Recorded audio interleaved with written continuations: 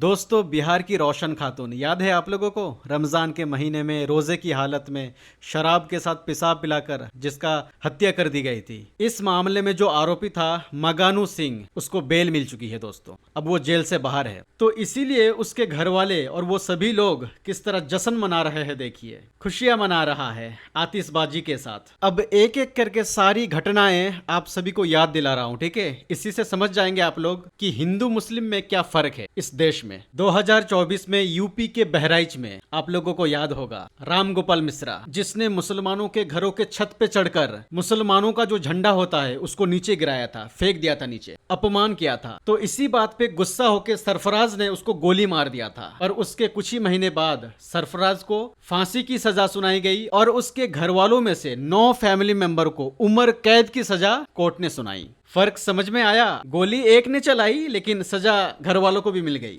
सही है। अब दूसरी तरफ देखिए, भिवानी में जुनैद और नासिर, 2023 का मामला याद है? गो तस्करी के मामले में जुनैद और नासिर की हत्या कर दी गई थी और इस हत्याकांड का मेन आरोपी मोनू मानेसर सिर्फ 2 साल के बाद ही बेल मिल जाती है। अब वो जेल से बाहर है। अब इधर देखिए, 2020 में जो दिल्ली में दंगा हुई थी, उस दंगे के साजिश के पीछे एक नाम आया। नाम क्या था? उमर खालिद। 5 साल हो गया जेल में है, लेकिन कोर्ट में अभी तक साबित नहीं हुई है कि उमर खालिद दोषी है। और सेम ऐसा ही शरजील इमाम के साथ, उसके ऊपर आरोप था कि उसने भड़काऊ भाषण दिया था, ठीक है? लेकिन अभी तक साबित नहीं हुई है। 5 साल हो गया जेल के अंदर है। यानी जब तक साबित नहीं हो जाता कि दोषी है या नहीं, तब तक जेल के अंदर ही रहेगा। कुछ समझ रहे हो ना? अच्छा, कुछ ही महीने पहले एक्स मुस्लिम सलीम बास्तिक पर जानलेवा हमला हुआ था, याद है ना आप लोगों को? और सलीम बास्तिक कुछ दिनों से अस्पताल में था। तो जो वो 2 आरोपी था इसके पीछे, गुलफम और जीशान, दोनों का इनकाउंटर हो जाता है कुछ ही दिनों के अंदर। हालांकि वो एक्स मुस्लिम जिसके ऊपर हमला किया था, उसकी मौत नहीं हुई है अभी तक।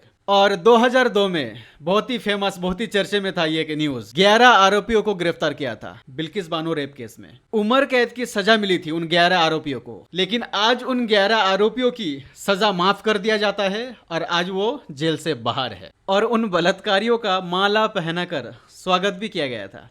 पूछने पर कहा गया कि वो ऊंचे जात के थे, इसलिए उनका सम्मान किया गया इस तरह से। तो अब बताइए दोस्तों, इन सारी घटनाओं के बारे में जानकर क्या समझे आप? जहां आरोपी मुसलमान है उसके साथ क्या हो रहा है, और जहां आरोपी हिंदू है उसके साथ क्या हो रहा है, और ये जो कुछ भी भेदभाव हो रहा है, क्या यह सही हो रहा है? कमेंट में अपना राय जरूर दीजिएगा और प्लीज इस वीडियो को शेयर जरूर कीजिएगा। आप लोग शेयर नहीं करते हो।